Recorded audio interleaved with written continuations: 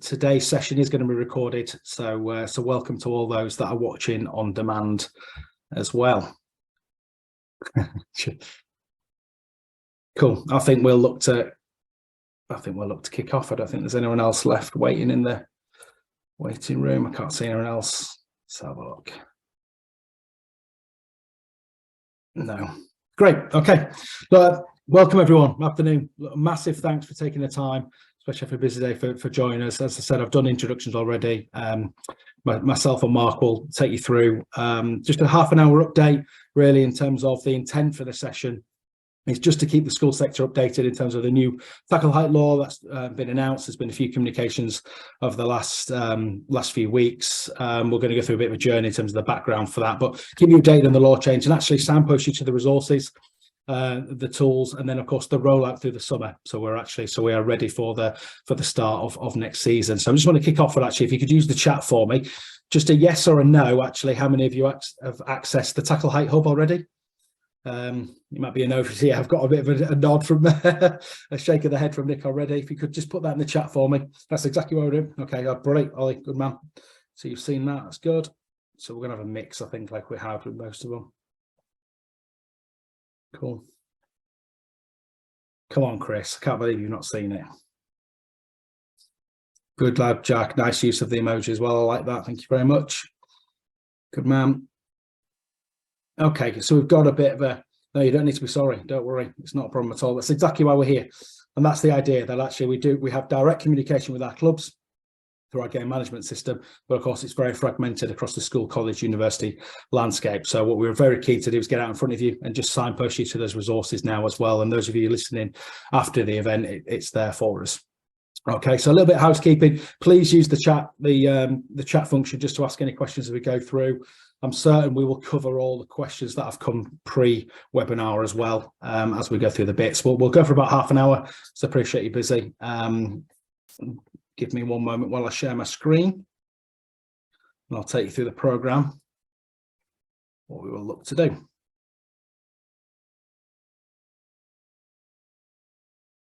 Okay, so the whole plan for this evening, this afternoon, is have a little look at the background.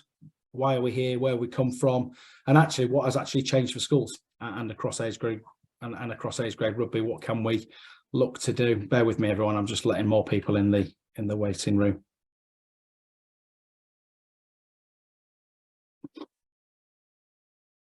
Okay, we're going to signpost you to the resources that are available, and then also have a look for the summer months and what else is to come. We thought it was also a perfect opportunity to give you a slight, quick 5-minute update on actually rugby in schools outside of the tackle height, about our rugby offer and girls rugby, and then we'll have a look at the question answer. We will cover a lot of the questions that have been brought in previously, but there's a few key ones that I'd like to just pull out as well as we come towards the end of the session.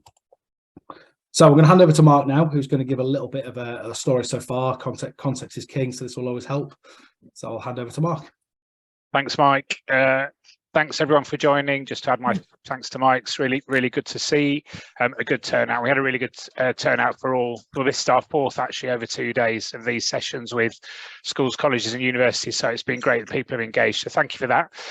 Just a really brief sort of recap on the story so far, and certainly in the age grade game across schools and colleges particularly, we've been living this for some years, haven't we? Certainly 6 years in earnest of research, of response to challenges around the game and the things we've been trying to do to make it safer. And over that time, we've done research. Other organisations have done research, World Rugby and other unions as well. And that now categorically shows that the risk in the tackle and for the player making the tackle and the ball carry is where most of our injuries happen, and that's really clear in the research, and particularly when two heads are in the same space. And of course we've got a real eye on the whole head injury and concussion piece related to that as well. So we agreed at the beginning of this year, 2023, to lower the tackle height, to look at the role of both the tackler and the ball carrier. And after that initial communication, we then conducted a really large-scale consultation right across the game. And many of you will have filled out the survey that went live. 8,500 people involved in the game responded to that survey, some people outside the game as well, which was really helpful. So really large scale, and the breadth of that across players, coaches, referees, spectators, parents, administrators, organisers, team managers, everyone involved with the game was represented in that 8,500 survey.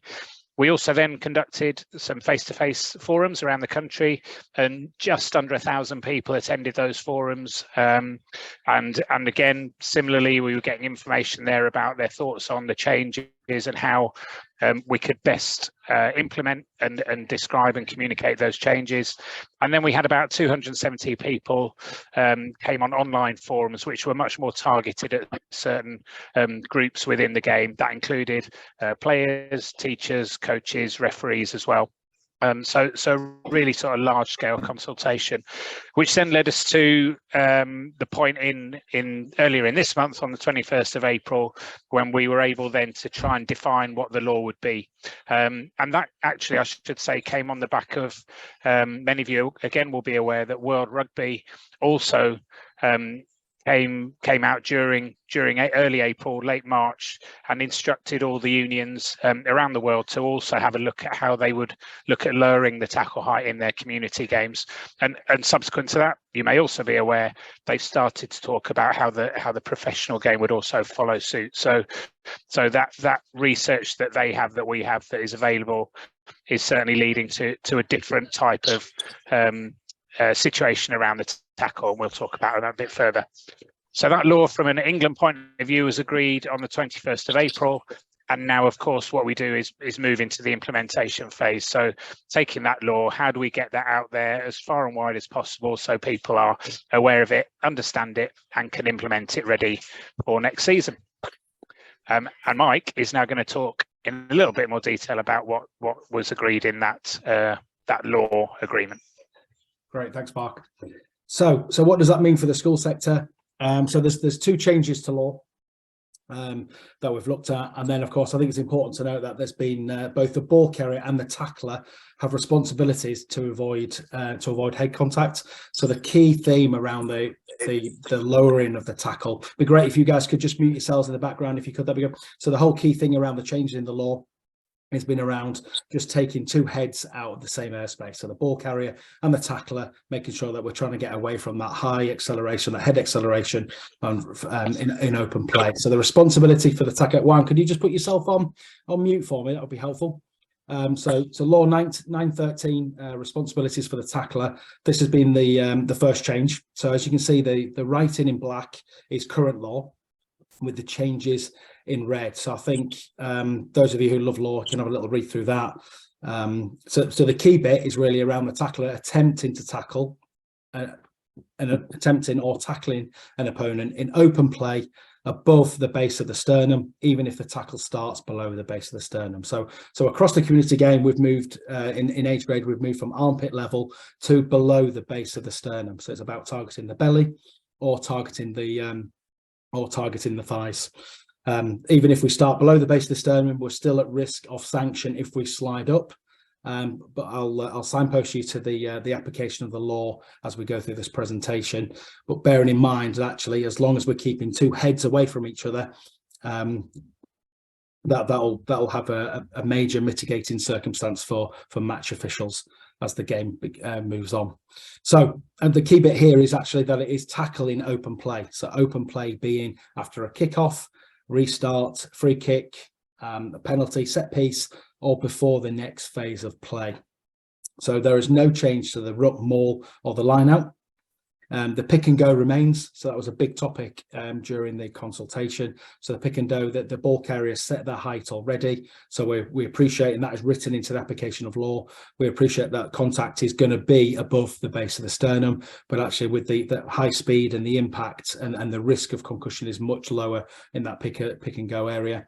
The two tackle, also remains. We see this as a key part of the game, that evasion sport, trying to bring two defenders into one space, so we're creating space, mismatches. That is part of rugby, so that remains. We appreciate it will look different, but the key element here is the second tackler will also have to, their first point of contact will also have to be below the base of the sternum.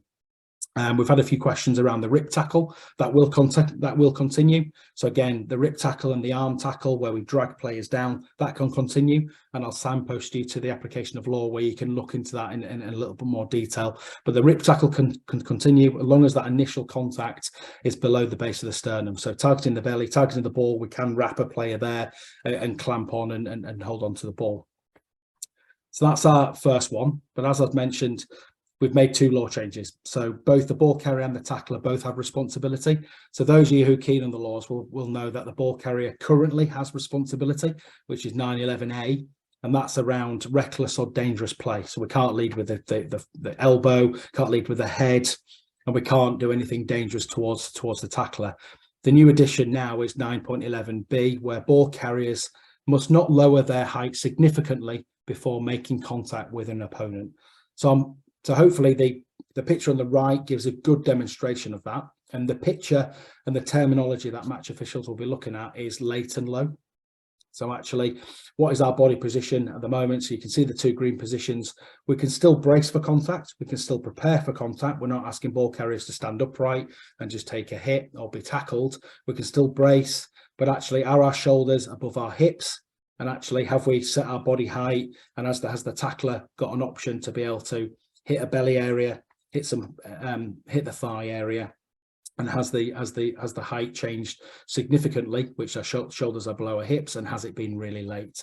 So actually, are we providing some green areas so the tackler can make that contact?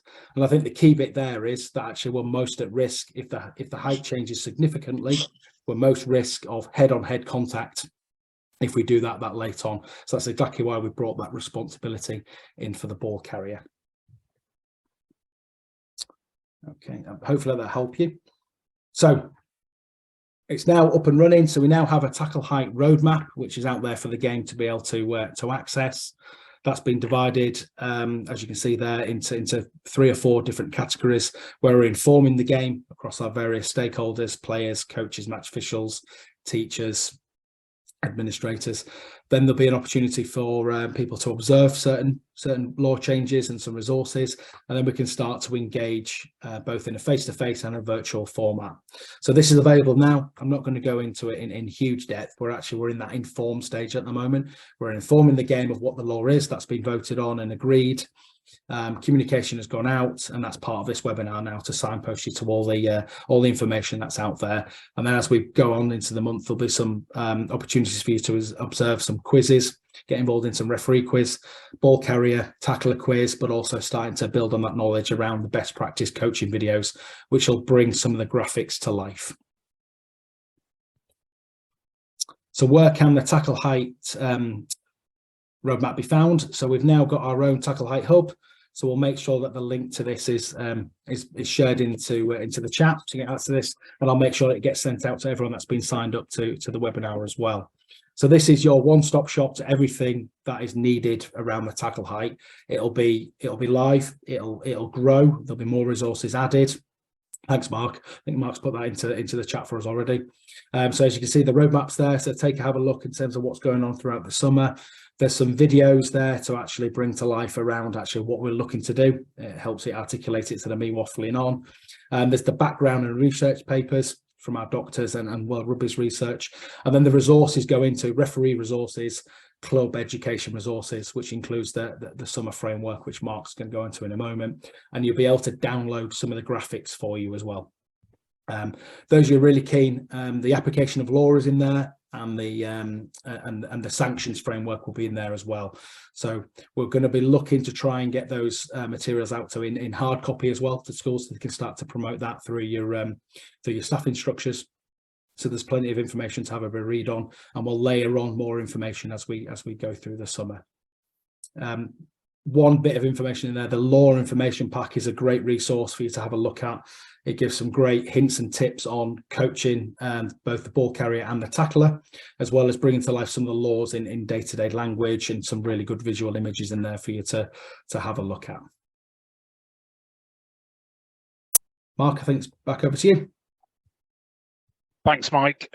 Just to add to Mike's point there, obviously the hub is there for everyone. So the application of law that Mike talked about, and the laws manual is brilliant. Really gives some good stuff both for coaches and for when you referee as well. We know in the age grade game, many people are coach referees rather than having just one role. So there's great stuff in there to help you out. So the summer framework has also been released. So as part of the process, what we wanted to do is ensure that we were clear on what could happen between the end of the season at the beginning of May and starting up again in September. And many of you will be aware that over the last 2 years, as a result of our I guess response to COVID and some of the challenges of having less rugby during the season, we actually changed what was available to be played and trained in out of season. And actually, because of the success of that, really strong feedback right across schools, colleges and universities around the help that gave coaches in preparing players, it gave players in being ready for the season, it gave referees in thinking about what was happening and being able to stay fresh and do some refereeing during the summer. We actually have decided on a change of the out of season regulations, which will become the summer activity guide. So this is now what out of season regulation is. It is the guide, the 4-monthly process, which includes what can be done during those 4 months.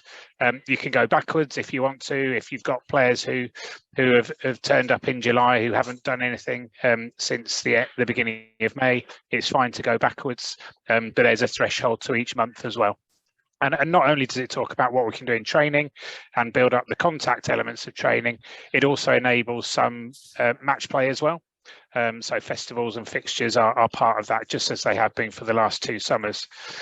So that activity guide is out there. And also at the same time, what we were able to do was accelerate the process for the full regulations for 2023-24 as well.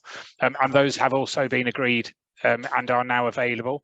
The regulations itself, Regulation 15, is just being finalised, but there is a document in the summer framework, on the summer framework page, that outlines the changes, which includes, of course, the summer activity, outlines all the changes to Regulation 15 next year.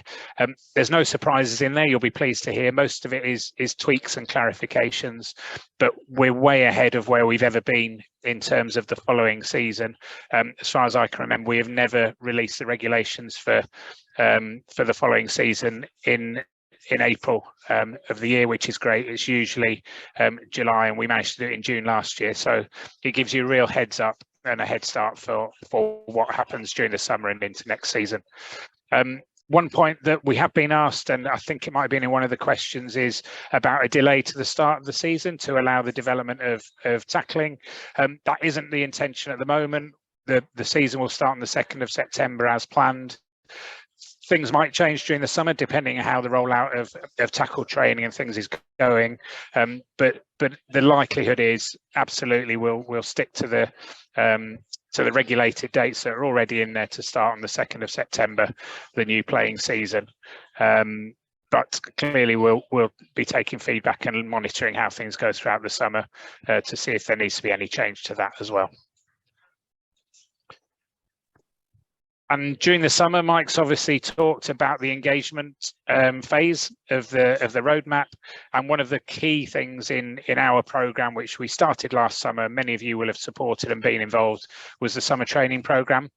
There will be, and hopefully you've seen already, the advertising of another 40 introduction to contact courses, which are free for teachers, coaches, your student leaders who are involved in developing contact in the age grade game. That's all there again. And in addition to that, we've got 4 specific women in PE and education rugby conferences happening around the country as well, which are for females who are involved in teaching the game. And again, we want to include girls who are student leaders in rugby as well in that. So all of those are available by accessing through the game management system. So any teacher who comes on those courses will get that course put onto their profile. So it becomes part of their user profile in the game, and a recognition that they've done that course as well. And of course, in both of these and everything else that we do during the summer, all the engagements we have, we will talk tackle height. We'll update on what's happening. We'll refer back to the hub. We'll include information about developing the new tackle heights, etc., during all those courses as well. And it's probably worth at this point just saying that, you know, a lot of the feedback we've had from people like yourselves and people in the age grade game, and Mike referenced it earlier, is that many people already coach to a way which is going to help to develop the new tackle height, those principles of low tackle, targeting the right areas, talking to the ball carrier about their actions as well, are things that we've all done as coaches, and we've refereed as referees in the age grade game for many years. So although it is change, it's change that I think we've already proved that we can do. We do it at young age groups every year, don't we? We include new skills and techniques, and we've got a lot of people who are very expert in that. What we're doing with these courses is helping give people reassurance and more skills to be able to do that as well. Back to you, Mike. Thanks, Mark. So that's everything that's in place at the moment. There's also a full rollout of extra resources through the summer months, as you can see through the roadmap. So we will be looking to run 240 tackle clinics. So they'll run as a bit of a cluster approach. That'll be nationally across the country. They should be out in the next couple of weeks. So that'll be a blended of indoor and outdoor activity, and people to actually explore the law a little bit, but actually what does it look like in practice as well. So although we've got the introduction to contact course, that will be directly for teachers and upskilling, there will be some tackle clinics purely around the new law, looking at the ball carrier and the tackler. We'll be rolling out a Tackle Champions program, so it'd be great to have some champions across the school sector, actually, and then how they can support and help and advocate locally around their areas. Later in the summer, we'll be tapping into the performance side, so the under 18, under 20, so John Pendlebury, Mark Mapletoft. We're running some live stream events where they're directly delivering to their pathway coaches and some players, very similar to the Facebook live session we did with Eddie Jones, so we can see it live in practice. The graphics that are currently on the hub at the moment are going to be supported with some best practice videos, so you'll be able to tap into them. And then we'll have some podcasts and webinars on top of what we will deliver across the education landscape in terms of updates. We'll have some podcasts and webinars purely around the tackle height. And then finally, those of you probably aware of the bits already, the current course, both online e-learning and face-to-face, are being updated to current law. So our coaching awards, our tackle safety online, head case with the new government protocols, everything is being updated to look at the pre, during, post-contact element all around the new law. So everything will be ready to go for the new season. So as you can see, there's lots of information to come that will build onto the Tackle Hub. So the best advice is just keep in touch with the hub. Save that link, it's in the chat, so and keep exploring. So I appreciate that there's a lot of information that you've taken in there around tackle height, but we thought we'd take the opportunity for the next couple of minutes as well, just to explore wider than just tackle height, and actually just look at the school's rugby offer in terms of our priorities and what else is continuing to be available. This is all available on englandrugby.com/education, so it's at England schools. So our priority is actually having a broad and inclusive playing offer across schools. We know that contact rugby might not be for every school as an introductory, or actually in non-contact or the touch game might be part of a blended approach to support the different levels and skill sets, or and an age and stage of players across the school environment. So our intent is to have that inclusive broad offer, with putting players at the centre, with ensuring underpinned by play, safety and fun. So we have three formats of the game: the full contact version, of course, with the new tackle height law; X rugby, which can be played 5, 7 or 10 aside, which is just a a modified version of Contact, where we're just reducing the people in and around the breakdown area. And then of course we have Touch Union, which is our non-contact version of the game. The one page that's on there, that's available on the website, but please inquire about it. That has access to all the rules and videos, tools and resources to be able to upskill staff and support you if you're looking to broaden the game. So this is one page which actually give you some ideas and tools and games with the continuum moving from any direction, so rugby netball into any direction, into actually the invasion game of Touch Union, with the rules, hints and tips, videos, and actually just some different games that we can begin to use. Some online e-learning for yourselves and other teachers, academic staff that may be supporting the programme, even young leaders. If we want to try and develop them, there's the Young Leaders Award, which is there for you to download and support and deliver that across the school environment. And then we have the same for X-Rugby. You might be thinking, what is X-Rugby and how do we play it? So there's the one page here with all the videos about what it's for, the intention, what the rules are. And then, of course, then we have the continuum there about how we develop from touch into the modified contact version of the game, and some games and some practices that you'll be able to use across PE or games lessons. Again, that's supported by a platform which has all the e-learning for you. You can click that, so we'll make sure all these links get sent out to everyone and people have access to it. And then finally, we've got a great opportunity. As you know, is the profile from the great Grand Slam win at the weekend. We have a home World Cup, the Women's World Cup in 2025. We've got an Every Rose action plan that takes us up to the World Cup and beyond. With the boom, we'd want to capitalise on that boom and the goodwill around the women and girls game. We've now have 200 schools nationally that are part of a fixture exchange programme. Of course, we want to build and grow on that. So they're playing a range of formats all the way from year 7 all the way up to under 18s. So if you're interested in being involved in that and connecting with other like-minded schools and building that fixture profile, do contact us at schools@rfu.com and we'll follow up with some extra details and start to link people up. And as you know, the more we grow it, the more schools we've got playing locally, the better for our clubs, the better for the game, and actually the less travel we'll have as well. Okay. That takes us, I know that was very quick to go through the update, but we just, we didn't want to just make it all about tackle height. So that's, hopefully you had some information about tackle height and some broader bits and pieces and priorities that we would like to roll across the school game. Just finishing up with a bit of QA, really. I'm pretty confident we've covered most of the questions that came in previously. Before the session through myself and Mark's updates. The other bits I'm probably going to pick up on is around referees and the rollout of referee training. So we're very mindful of that, and the match official development officer team are on board with that. They have their own map around how they're upskilling not only society referees, the panel referees, but actually club referees as well. There's referees below society level.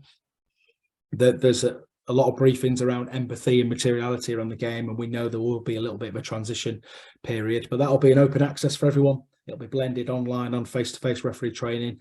So the referee teams are on with it, and they've got experience of doing it already. So this is a domestic law variation, something that they've always done when they changed the engagement sequence of the scrum and we changed the lifting and the line out. So the referee development team, as well with the referee performance team, are working on that. Those who are interested in sanctions and how what does liable for being sanctioned mean and what the sanction framework is, that's now on the Tackle Height Hub as well. So if you're interested in that, take a look at that. Those of you who know what it's like around the head protocol, it's very similar to that, around questions referees can ask themselves and what the mitigating circumstances are. So you can have a look at that. It's the same format that we'd follow for that. So there's nothing new there. And then finally, people are asking about how we're going to monitor. I know that this is a success. So we're not the only union delivering this. France, Scotland, New Zealand are, of course, as Mark mentioned, World Rugby have asked all unions to have a look at how they start to implement this across the community game. So we're in dialogue with World Rugby about a common reporting mechanism. There's no point in us doing it on our own when other unions are doing the same. So there'll be some commonality around there across the world. We will use our national rugby survey with our data and insights team, and a bit of a call and a plea from me is really that we will use CRISP. So that's our Community Rugby Injury Surveillance Programme. And the plea is we need more schools involved with that. We need more data. So we will make sure the links get sent out with the follow-up with the video everyone in there. We'd love you to be involved. We'll be honest, we've got some high-end colleges and schools in there and universities, but we could do with a blend of all range of playing standard schools across the board. The better the data we have, can only be better for the game. So please do get involved in helping with that. So it's 10 minutes reporting after each game. Once you're up and running on the system, it's 10 minutes reporting. So if you're interested in that, please get in touch. Okay. That was all the key questions. I think I'm going to hand back over to Mark, because I think you wanted a bit of a roundup, didn't you, towards the end?